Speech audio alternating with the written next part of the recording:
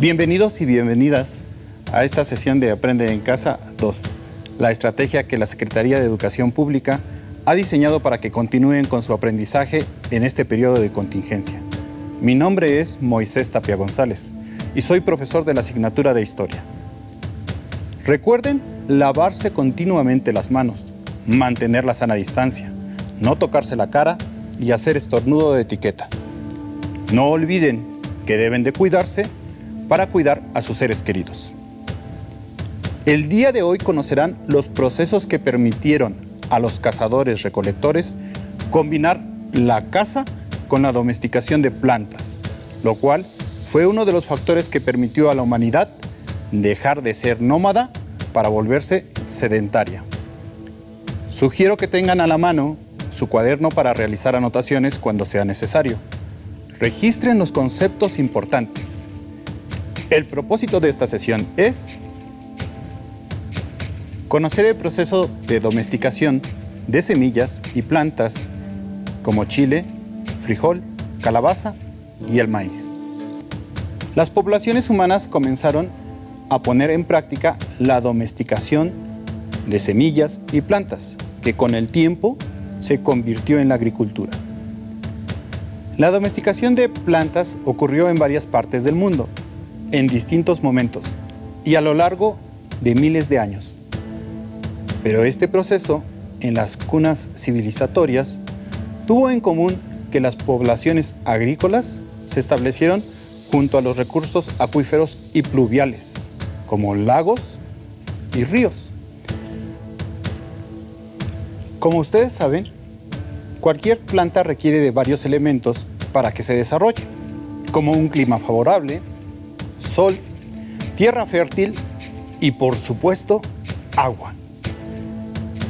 Quizá esta es una de las razones por las que las culturas de Mesopotamia, Egipto, China, India y Mesoamérica se establecieron cerca de ríos o zonas lacustres, en donde encontraron elementos propicios para el desarrollo de la domesticación y la técnica de la agricultura. Repasemos un poco sobre lo que se cultivó en estas regiones al inicio de las sociedades agrícolas del mundo antiguo. En Mesopotamia, Egipto e India, el trigo y la cebada. En China, arroz, mijo y trigo. En Mesoamérica, chile, frijol, calabaza y maíz.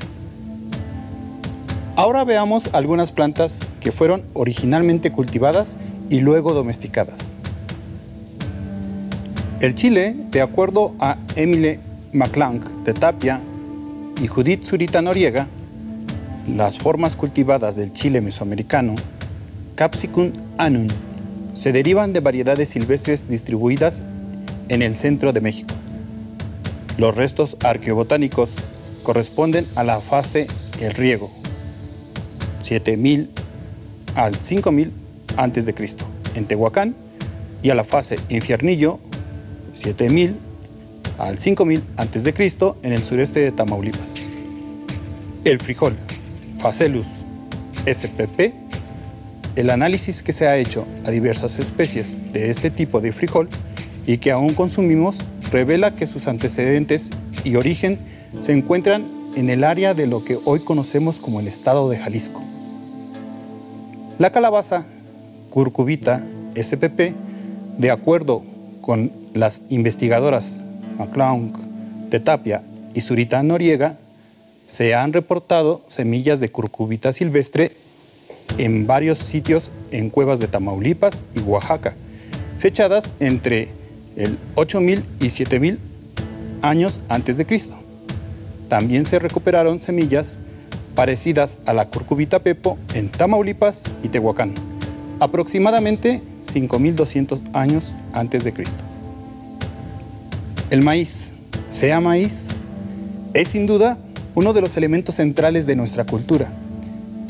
Aunque su origen continúa siendo discutido por los especialistas, lo cierto es que hoy en día sigue siendo la base de la alimentación en México. Piensen y comenten con sus familiares sobre todos los alimentos que consumimos y que están elaborados con base en el maíz. Ahora veamos algunas de las consecuencias del establecimiento de sociedades agrícolas. Con la domesticación de plantas y semillas en todo el mundo antiguo, principalmente de cereales como el maíz, trigo, cebada y arroz, los habitantes de las aldeas modificaron sus relaciones y organizaciones sociales. Se fueron transformando en sociedades más jerarquizadas. Poco a poco, en esas aldeas mejoró la alimentación y aumentó la población. Como resultado, surgió la especialización en nuevas labores. La base de la economía aldeana era la agricultura y unas personas se dedicaron al campo y otras a labores como la artesanía, la construcción, la administración y la religión, que respondían a las necesidades de las nuevas urbes. Así surgieron las grandes ciudades. Sin embargo, hoy sabemos que las ciudades antiguas no solo fueron construidas como consecuencia de la reorganización social y jerárquica de las sociedades agrícolas. Tenemos conocimiento de una excepción en Sudamérica, el sitio de Caral, en Perú. Aquí se edificó una ciudad cuya base de la economía no fue la agricultura, sino el comercio. La civilización de Caral, o cultura de Caral, se desarrolló entre el 3000 y 1500 antes de nuestra era, fechas que anteceden a la creación de las grandes urbes de las civilizaciones agrícolas. Hacia el 2500 antes de nuestra era. Para ampliar los conocimientos sobre el proceso de domesticación de semillas y plantas, los invito a que vean el siguiente video. Tuvieron que pasar miles de millones de años para que los primeros pobladores de América dejaran de ser nómadas y se convirtieran en sedentarios. ¿Sabes qué características diferenciaban estos modos de vida? ¿Sabes qué hechos posibilitaron la transición de uno a otro? Te invito a descubrirlo. Es probable que los primeros pobladores de América hayan llegado de Asia a través de un puente de tierra llamado Beringia, aproximadamente en el año 40.000 antes de nuestra era, en busca de alimentos y refugio. Estos pobladores llevaban un estilo de vida nómada, cuya principal característica era el constante movimiento para lograr la supervivencia. Vivían en cuevas y se aglutinaban en grupos pequeños de 20 o 30 miembros. Los hombres se encargaban de cazar, y el tipo de presa dependía de las características del lugar donde estuvieran. Podían ser aves, mamuts, ciervos, renos, bisontes, roedores y hasta peces. La extinción de los grandes mamíferos como el mamut, a causa de la caza y el cambio climático, derivó en la cacería de animales medianos y pequeños. En cambio, las mujeres recolectaban hierbas, frutos silvestres, hojas y raíces. En ese tiempo, los pobladores vestían con pieles de animales. También dibujaron en cuevas algunas escenas que posiblemente representaban hechos de su vida. Ahora las conocemos como pinturas rupestres. También comenzaron la práctica de la cestería y usaron herramientas como picos, cuchillos, puntas de lanza, raspadores, lanzadardos y machacadores, elaborados en su mayoría de madera, piedra y huesos de animales. Los grupos de cazadores-recolectores iniciaron el desarrollo de cultivos de aguacate, chile, calabaza y amaranto. Ese fue el inicio de la agricultura. El tránsito de nómadas a sedentarios fue posible gracias a la consolidación del proceso del cultivo del maíz, principalmente. La consolidación de la agricultura consistió en la observación de los ciclos de crecimiento de las plantas, seguida de la selección de los mejores granos para el cultivo, la intervención en los ciclos de reproducción y su cosecha para el consumo. De manera paralela, se llevó a cabo la domesticación de animales como el perro y el guajolote.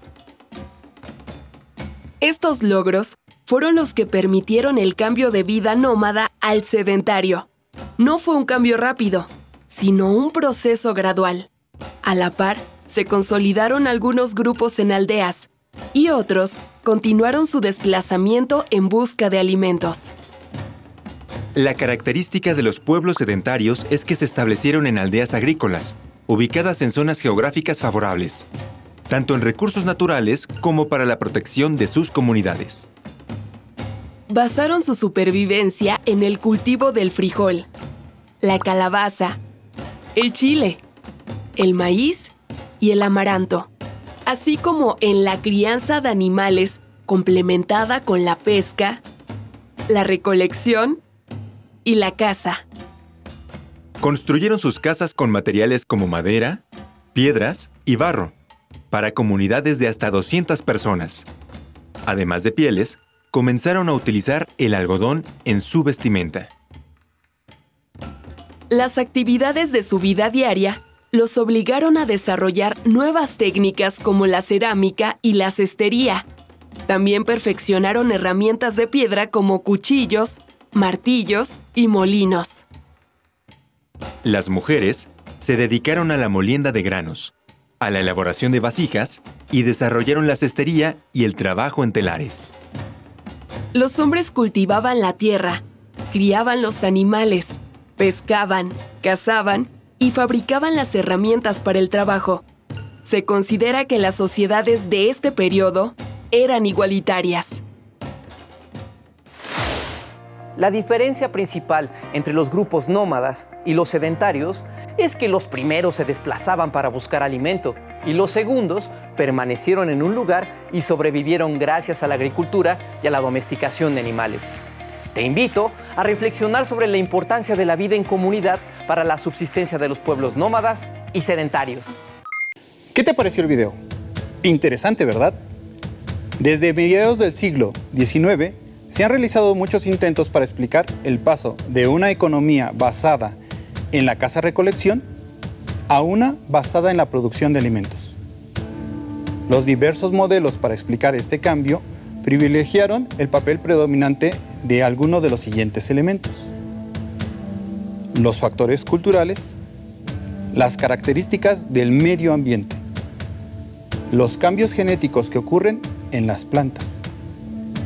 En los años 50 del siglo XX, B. Gordon Childe, un arqueólogo australiano, propuso el primer modelo explicativo del origen de la agricultura, que trataba de contestar dónde, cómo y por qué surgió. Llamó a este momento de transformación de las sociedades como la Revolución Neolítica. Childe creó la teoría del oasis, en la cual explica que un cambio climático al final del Pleistoceno provocó la desertificación de una gran parte del Medio Oriente. Ello provocaría la disminución de cereales y las personas se vieron obligadas a preservar las semillas y cultivarlas en los oasis. Tiempo después, otro investigador de nombre Louis R. Binford expuso una de las primeras explicaciones sobre el cambio demográfico para explicar el origen de la agricultura. De acuerdo con este modelo, fueron los cambios en la población los que condujeron a la producción de alimentos. Otro investigador, de nombre Mark Nathan Cohen, concluye que la agricultura se practicó en virtud de descubrir una necesidad de mayor cantidad de alimentos. Es decir, el crecimiento de la población condujo a la intensificación de técnicas de cultivo. En lo que respecta a lo que ahora es el territorio mexicano, los resultados de investigaciones señalan que el cultivo de plantas y el desarrollo de una economía agrícola se establecieron por primera vez hacia el centro de México, aunque es probable que procesos regionales se desarrollaran desde épocas anteriores. Hagamos un alto y preguntemos, ¿qué es y cómo se da la domesticación de plantas? Reflexionemos. ¿Por qué a lo largo de las últimas sesiones se ha mencionado que los cazadores y recolectores también cultivaban algunas plantas? aunque no fueran agricultores. Según los especialistas como Fermín Díaz Guillén, biólogo y catedrático, el concepto cultivo incluye un conjunto de formas de manejo, ya sea de poblaciones o comunidades vegetales, mientras que la domesticación es un proceso evolutivo que resulta de manipular los genotipos de las plantas y no necesariamente se logra con solo manejar el ambiente. Es decir, la domesticación puede ocurrir a través de formas de manejo no agrícola, no consideradas formas de cultivo. La domesticación se define, por tanto, como un proceso de selección genética ejercida por los humanos durante la adaptación de plantas y animales, que puede ser para el cultivo o crianza, respectivamente. En lo que respecta a las plantas, este proceso genera cambios morfológicos, fisiológicos y genéticos. De lo anterior se desprende que la domesticación es una consecuencia del cultivo. Veamos cómo lo expresa otro biólogo medioambientalista y especialista en la divulgación de la ciencia, el maestro José María Marmaneu Palero. Él explica que la domesticación vegetal es un proceso de muy larga duración. Y así nos dice que la domesticación se inicia cuando una planta silvestre es aprovechada y explotada por el ser humano, derivando con el tiempo en un cultivo intencionado de la misma.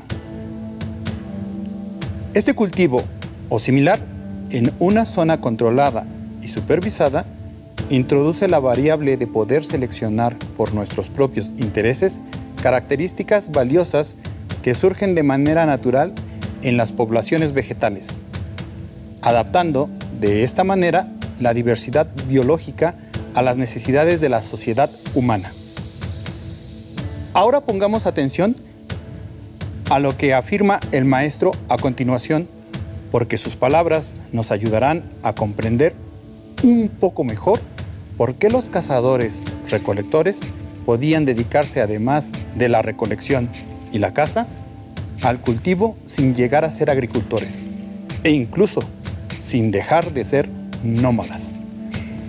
El maestro Marmaneu Palero nos dice: es importante recalcar que el cultivo inicial no implica aún domesticación, ya que simplemente supone formas de manejo como el control de la germinación en los cuidados o en la recolección de una población silvestre de plantas.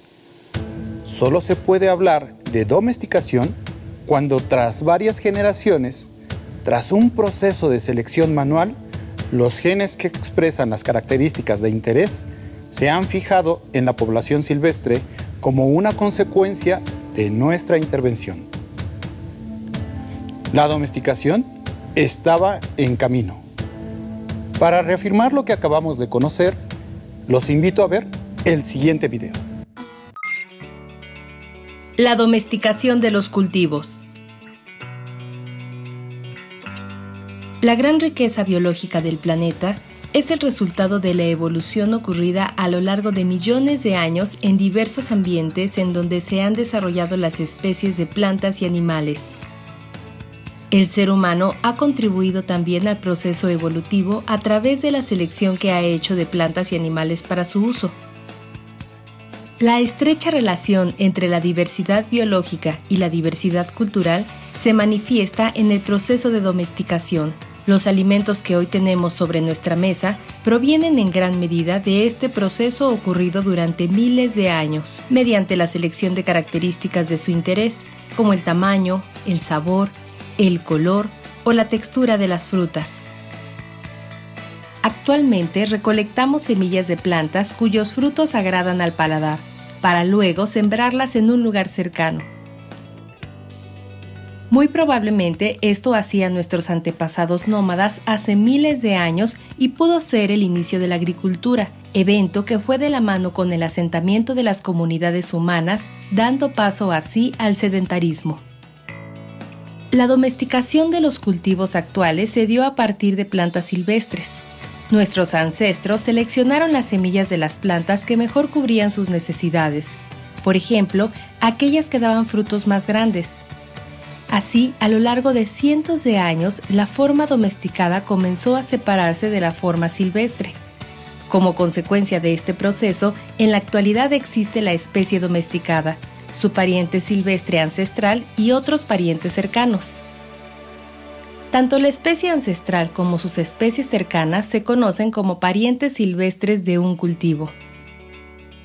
Bueno, los parientes silvestres son las especies de donde se originaron los cultivos actuales que nos dan alimento. Un pariente silvestre de un cultivado puede ser muy cercano, como casi su abuelo, el ancestro de donde salió ese cultivado, o puede ser casi un hermano. En nuestro país, un pariente silvestre, ¿sí?, a veces está a un lado de su pariente cultivado.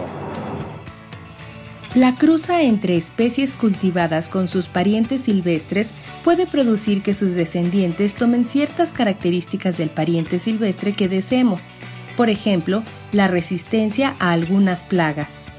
Sin embargo, también pueden heredarse características que no queremos, como frutos más pequeños. Pero volviendo a cruzar a la nueva generación híbrida con los cultivos, podemos recuperar las características de los cultivos y mantener la variación útil de los parientes silvestres. A este proceso se le conoce como mejoramiento, utilizando a los parientes silvestres. Los parientes silvestres son la moneda de ahorro en el inmenso banco de la biodiversidad. Son plantas muy parecidas a sus contrapartes cultivadas, pero tienen características particulares. Por ejemplo, pueden tener mayores posibilidades de adaptación a ambientes secos o húmedos o resistencia a enfermedades. De esta manera, se podría decir que son un seguro de vida para los cultivos que hoy nos alimentan. Gracias a ellos y con la ayuda de los procesos de mejoramiento, es posible adaptar a nuestros cultivos ante las cambiantes condiciones ambientales, garantizando así la permanencia de los alimentos que tanto disfrutamos.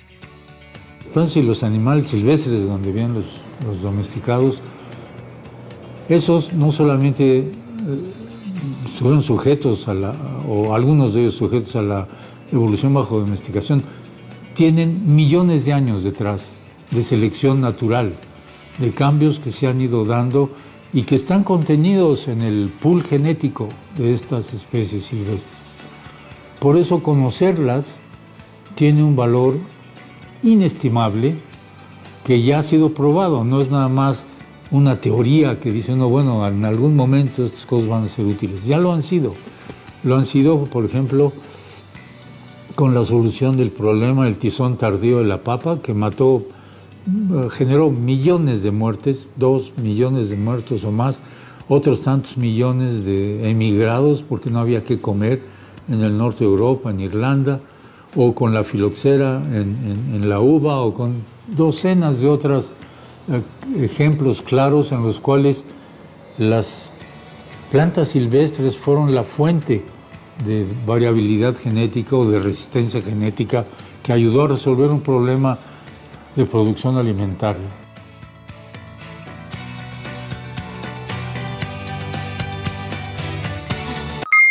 Los seres humanos han realizado acciones que los han conducido a lograr mejores condiciones de vida. Una de estas acciones es la producción de alimentos. ¿Quién diría que el proceso de domesticación de semillas y plantas como el chile, frijol, calabaza y maíz contribuiría a modificar la forma de organización de los seres humanos, llevándolos de una actividad de caza-recolección a producir sus propios alimentos? Espero que hayan registrado los conceptos importantes en que se centró la sesión de hoy: la caza, recolección y la domesticación. Los invito a que escriban el significado de estos conceptos con sus propias palabras y comparen sus textos con un diccionario. Ahora les tengo un reto. Realicen un cuadro comparativo en el que expliquen cómo vivían las sociedades antes y después del proceso de domesticación de semillas y plantas. El cuadro deberá de llevar 2 columnas, en ellas escribirás las diferencias. También los invito a que aprovechen ese maravilloso recurso que es su libro de texto.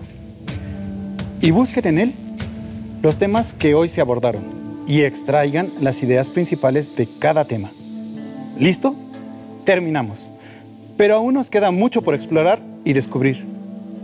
Así que nos vemos pronto aquí en Aprende en Casa 2.